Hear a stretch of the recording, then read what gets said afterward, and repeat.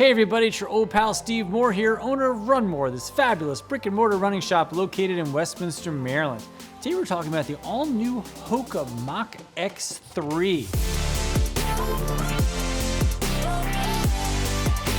If you ran in the Hoka Mach X2, you might not have had as fun of experience in it as maybe Hoka would have. And I definitely was in that camp. Like, if you watch my review on it, I think I said I liked like 96% of that shoe.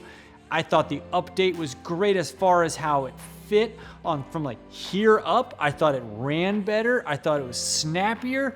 They just made, like, in my opinion, a massive error on the heel cup in it. And like talking to other people in my industry, talking to other dopey reviewers, talking to other customers, that seemed to be a trend for a lot of folks, is that the heel cup they put on it was irksome. It was like too wispy. It caused blisters. In fact, it was the only shoe in 2024 that I like bled in. Like I like bled in the back of that shoe. And I wanted to like it so much because I very much like the first one. So let's talk about some of the updates from version 2 to version 3 to see how Hoka addressed some of those issues. But before I get too far along, do me a favor if you haven't already, like and subscribe to our channel. It's a fun, free, easy way to support the shop. And if you wanted to pick up a new Hoka Mach X3, stick around to the end and we'll tell you how you can save 10% on a pair today. Before we dive into all the nitty-gritty details, let's get into some of the specs on the new Hoka Mach X3. Coming in at $190, this shoe on the men's side weighs 10.1 ounces and on the women's it's 8.6 ounces. This has a stack height of 44 millimeters down to 39 millimeters, making this you guessed it, a 5 millimeter drop shoe.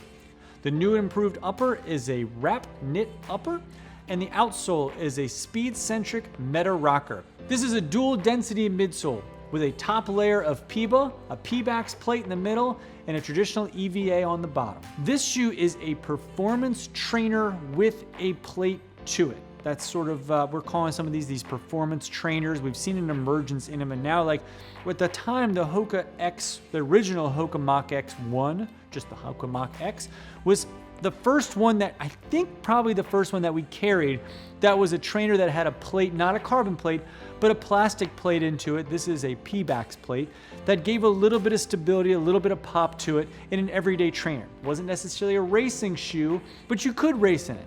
It wasn't necessarily an everyday trainer, but you could run in it every day. It was like that nice hybrid combo shoe. I did like tempos in it, I did fartleks in it, did some track stuff in it, like very much like the original version of it.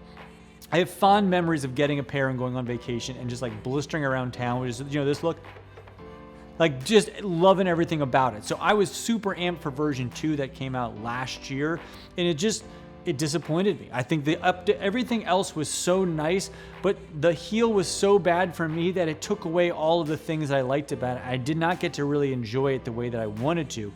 And now here comes version 3, and like they did a nice job of fixing the elephant in the room. They put an actual heel counter on it, and they put like the same heel counter that they've been using on the original Mach, like the Mach 5 that's out now.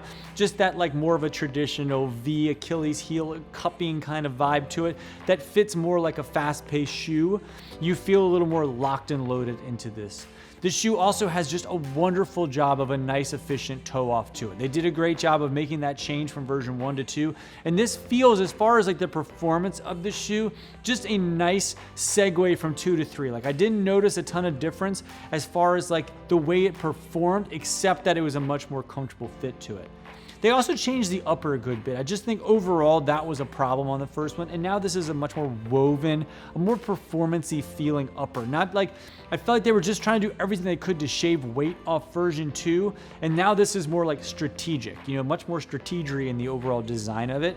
They added some weight to it, even though the stack height and such is still the same. This shoe weighs an ounce more, but overall, like, I would much rather have a shoe that weighs a little bit more, but that I can pop on my foot and feel better in across the board. And like, you know, Hoka, I bet they rushed this shoe out because of the way the version 2 performed, that this shoe came out fast to try to maybe capture some of the audience that version 2 drew away. And I think they did a nice job of making this shoe much more approachable. It's fun. Like, I feel like it's much more specific and targeted. Like the look of it, what they're going for. This is not a Clifton. This is not like a Rocket X3. This is like a shoe that you can pop on, go for a long distance in. Like, it's much more, you know, I was walking around in here in a Mach 5. Like, Different shoes, except one has a plate, but also this is a much more high cushion shoe. The midsole is much better. You can go for a long day. Like if you wanted to race a marathon on the shoe, you certainly can.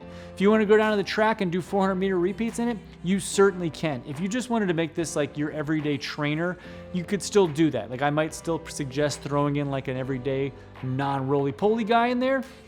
But you could be that guy if you're just running 3 to 4 days a week, doing 20 miles, maybe going down the track and doing some speedy stuff from time to time. You're going to be certainly happy in this. If you're training for that fall marathon and you want to go out there and do your long runs at more of a tempo-y pace, you can certainly do that in this. I think the updates that they made were needed. I felt like it wasn't too far off from version 2. Like the nuts and bolts from this shoe that were in version 2 are still carried over to version 3, and the things that they kind of botched, they fixed. So I would say great stuff.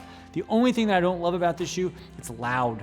It's a loud shoe. You can hear yourself kind of slapping around in it. Like, it's just loud. Other than that, I'm very happy with the new Hoka Mach X3. If you wanted to save 10% on this bad boy, we'll have a link down below. You get your promo code WATCHMOORE, WATCHMOORE. We'll ship it out for you for free and you'll save 10%. And if you're in the greater Westminster, Maryland area, stop on by and say hello. There's a good chance you'll catch me while you're here. Happy running, and we'll see you around town. Thanks so much for watching. Click the videos on the screen to learn more about some related content.